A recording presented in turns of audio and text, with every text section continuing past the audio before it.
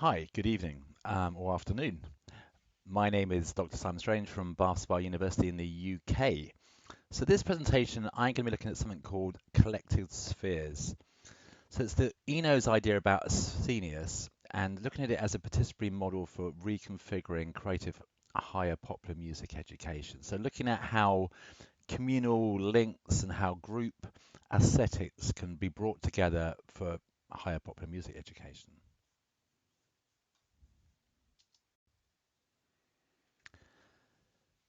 So, looking at the idea of group interactions, ethnomusicologists have concentrated more on groups than society and individual, according to Nettle 2015, and its idea about narrative building that builds from the individual to the group that then resonates through into wider social cultural worlds. My position is one from inside different scenes, but maybe not as the key person, but one of these people in scenes that were some were successful, some weren't successful. So I'm looking at that element. In the future, I want to do some ethnographic focus groups and interviews with people from those scenes that I was part of. So it's looking at the phenomenon of Scenius and looking at narratives, the stories that resonated through. So my own story in those scenes, but also the other people around it. So looking at individual and collective growth, which maybe has conscious and unconscious elements. But the main aim is to develop concepts towards a participant-defined curriculum within higher popular music education. So how can you develop interactive curriculum from these ideas developed from the scene? And I think this is one of the original ideas of this project. Concepts such as the musician or non-musician, from the ordinary to the extraordinary, the professional or the amateur, to the perceiver and the creator. This divides will cascade into a flow of creative explosions which coalesce and evolve. So a Scenius requires the interaction of all those individuals and those collectives from the audience and from the musicians themselves.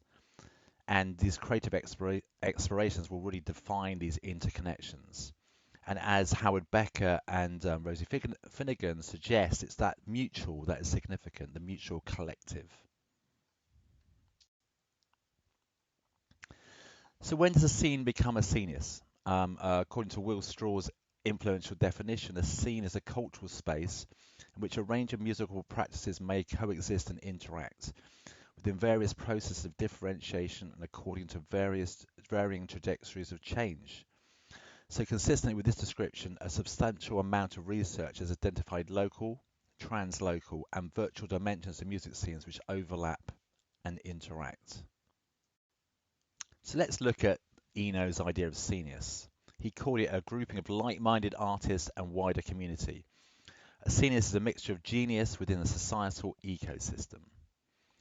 His teacher at art school, Roy Ascott, reflected on this idea where people interact freely in groups, producing unfamiliar situations, catalyzing perhaps further group responses. But a Scenius needs an instigator. Some examples I did from my previous research was a band like the Slits, and they helped women who were trying to break into the music industry in the 1970s and have been cited as a key influence. So they helped develop scenes within the sort of punk and post-punk world, for example. Again, suggested in an interview I had with them a few years ago that everything I like about pop music is tied up in that idea. The idea of it being made by community without a conspicuous leader. The idea that it's part of your living, it's just the way you are.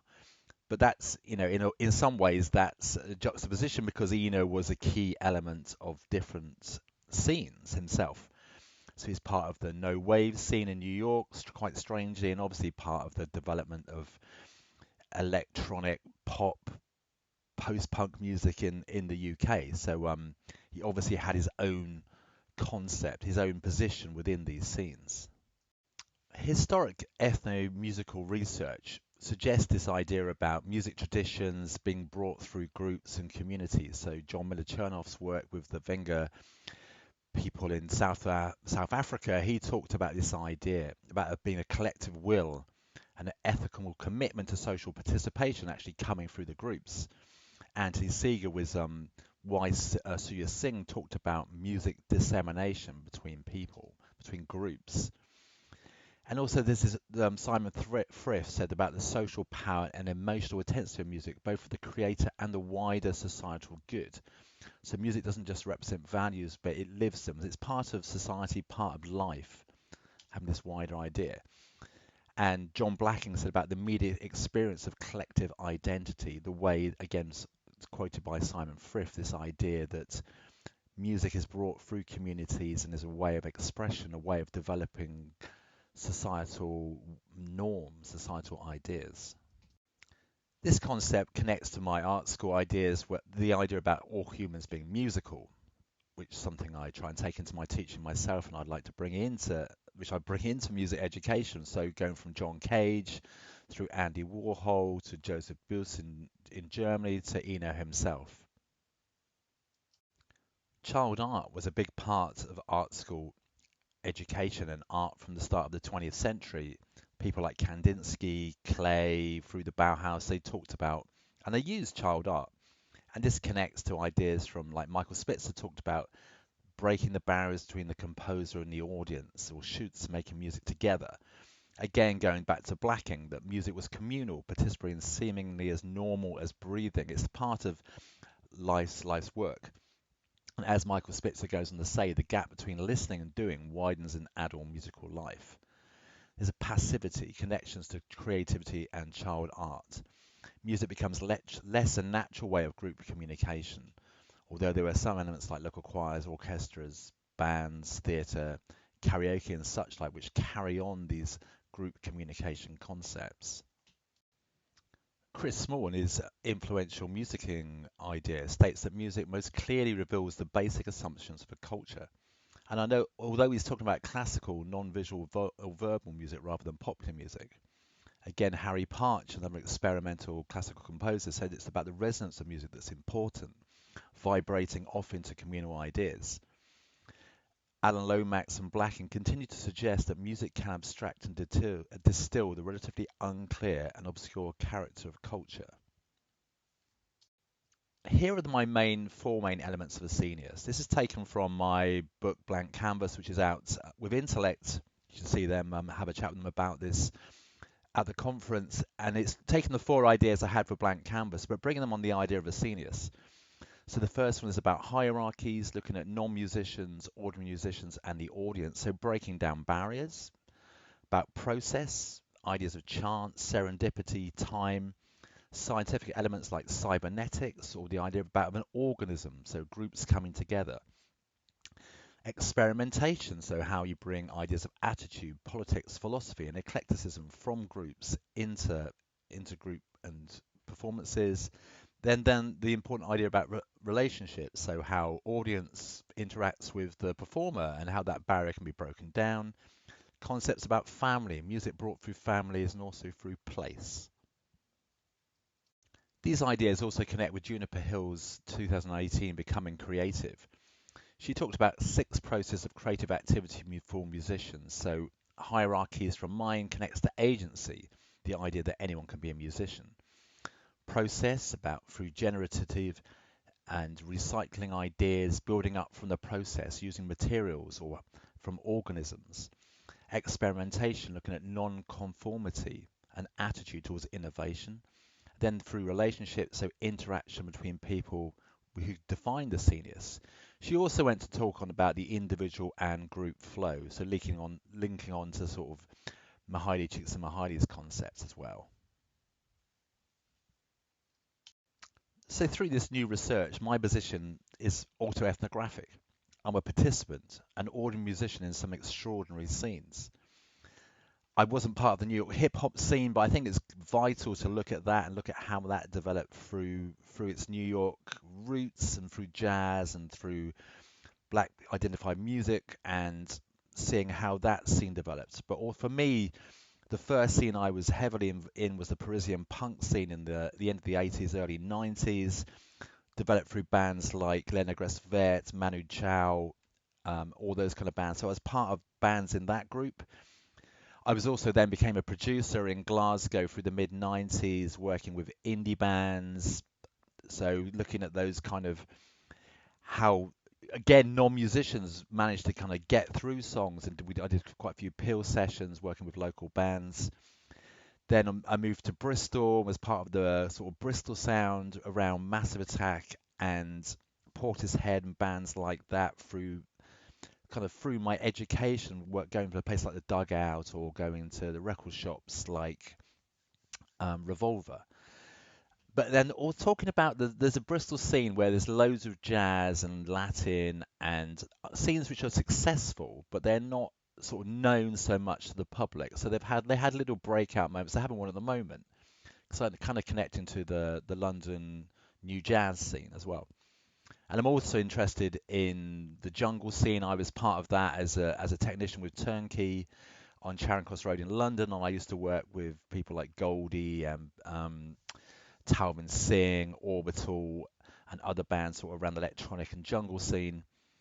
And I'm also interested in how grime has come up through in London, through its development, through like White's work with the new grime scene. In the New York hip hop scene, Greg Tate talked about how it was breathtakingly novel.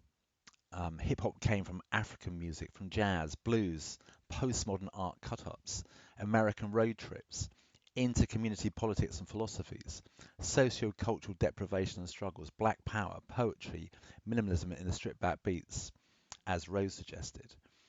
And also for me, like My Life in the Bush of Ghosts from Brian Eno, this idea about bringing things together, eclecticism, borrowing and cut up, expanding communal ideas together.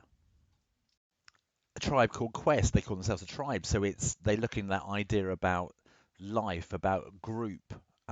So it connects with ideas of rap crews. So Africa Bambaataa, world famous Supreme Team, Run DMC, Beastie Boys, as those traditional groups who got together in their communities. Hip hop as a genre sits at around 90 BPM, so close to the perfect tempo of 88 BPM, a reasonably fast walking heartbeat. It's music of the stroll, collecting ideas, viewing the world around. It's a tempo where a lot can exist within, providing the space for creative exploration. The Parisian Punk scene with Manu Chao and the band I was in called Chihuahua and their Portuguese ensemble, it was anarchic, playful, eclectic, a postmodern punk reggae Latin mashup. There was a visual elements. There was about the show. They even Manu Chao had a boat which he took to South America from France, and they had a street on it. So it was about this whole communal concept, interconnecting musicians and communities, even across water. I found the rehearsals with the groups there was very collective. There's a great levels of dedication in that group, and a lot of people were living and working together. So this is a thing which kind of carries on from the UK punk scene and New York as well, about collective living, squats, and money priorities. In Glasgow, I worked at a studio called the Practice Pad, and it was a focal point for the Scenius. So there was groups of musicians used to come there, fanzines were written there. The youth is like a community centre, really, because it's rehearsal, recording, games, table tennis, pool, all those kind of games. There was a lot of desire there, but there's also a lot of people that were unemployed. The Bristol scene, as people know, revolved around Massive Attack and Portishead, and it was around these clubs, the Dugout and the record shop Revolver, where it really came from.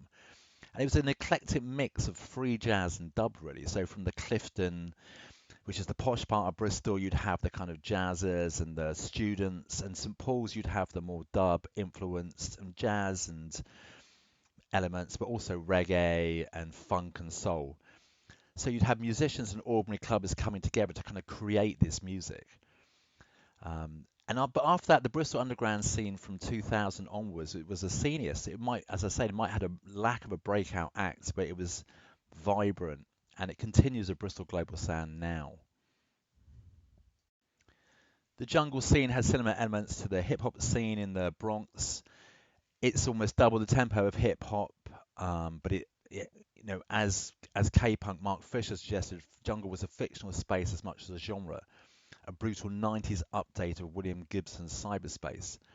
Jungle's innovations were collectively driven, not attributable to individual auteurs, but to Scenius. So the interaction between DJs, producers, and the massive on the dance floor.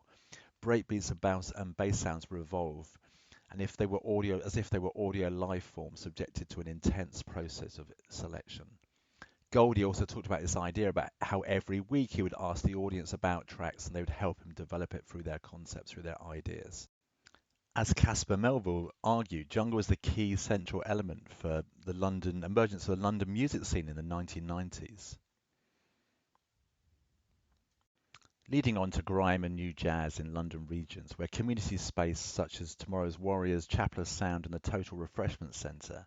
So it's a resonance of space, so for citizens to salvage their space, their community, their development. The size of scenes is important, as Dan Charles J. Diller talked about the hip-hop scene in New York with Tribe Called Quest. It was quite small, and that was also the case for the Detroit scene. And this reflects what Stephen Mallender suggests about punk or post-punk scenes, that they were contained. I mean, a scene can develop organically if there are just a few central characters. So it's a truism for all the main scenes from jungle, hip-hop, grime, new jazz, etc. Within hierarchies, there's the social. So Green talked about the idea of peak music experiences of collective memory. So it mixes the social and the individual, grounded in social and cultural contexts. Moving to the rhythm, dancing was a key element. So brought African tribal groups together, as Small suggested. It was also a focus for Caspar Melville and Hanif Abdurraqib, where the dancers in black identified music genres were a key part of scenes. They're kind of moving in rhythm, moving to the beat, moving together. This John Miller Chernoff also talked about this and about a gracefulness which implied the tranquility of mature strength and compassion, about power and dignity. Honing into the process, there was systems and Scenius, so the idea about a drone and minimalism, so about resonant frequencies that we talked about, so the conscious and unconscious, both for the individual and group interactions, or for anthropologist Gregory Bateson, he talked about this idea about matter or mind. Cybernetics, which came through Roy Ascott's art school ideas about letting the process evolve, about it being natural, about being an openness for the capacity to see things from several perspectives at once without a fixed hierarchy. Through the process, there are variants. So there's Simon Frith talked about the question of balance between social and the aesthetic. So there's these different elements, like the authenticity or artifice, sentimentality or realism, the spiritual and the sensual, the serious and the fun. Different musical genres articulate differently the central values of the pop aesthetic. So there's spectacle and emotion, presence and absence, belonging and difference. Deleuze and Guattari's idea about rhizome, so things left to chance, some freedom, being non-linear. So everything is non-hierarchical, where there's power kind of seeps from the different elements, like a social unconscious. Improvisation in jazz can be seen as this idea about multiplicity and creation and desire. Ideas of experimentation with attitude. This is something I think is really key with student groups. About it might be political, or it might be just having something to fight against, something that's so creative genius can break out and make a stand. So ideas of contrast, tension, and edge, which are apparent in all the scenes that I was part of. Eclecticism was key in Scenius. So Massive Attack, they work with visual artists, they mix sonics and politics, bringing deep bass and political consciousness into the public domain. The same with jungle, as I talked about before, like dub, jazz, hip-hop, funk, a perfection of black influence music connections. Goldie talks about his connection to hip-hop, the visual and punk-based similarities coming from the street neighborhoods. Barriers between the audience and the performer. Egyptian society, as Spitzer said, was constructed through its various communities, its political and religious leanings. Barry Shank talked about the Austin, Texas scene, about how the producer and consumer music are broken down as fans become musicians, musicians become fans.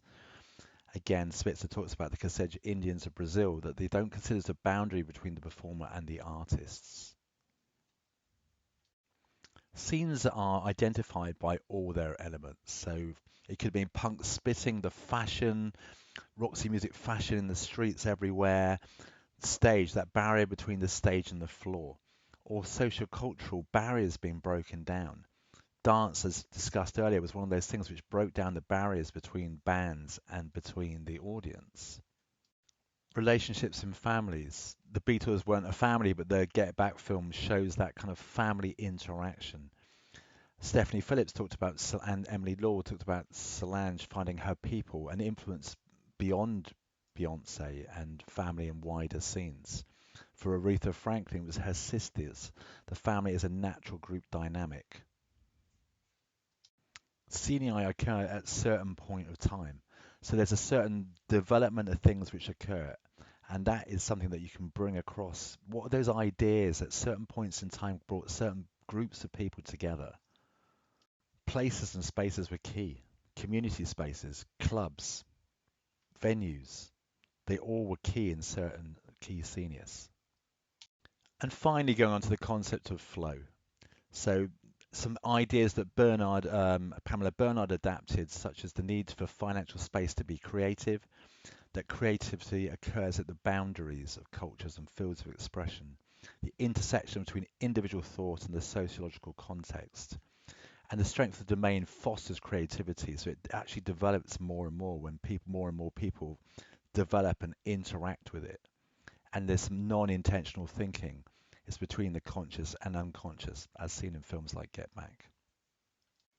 In conclusion, for creating an inclusive and Scenius-inspired higher popular music education, so the scene should have resonance, there should be interpersonal interactions, the barriers between audience and performer broken down, ideas of chance and serendipity, eclectic, bringing things together, but also a living and breathing collective cohorts, how they come together, how they interact.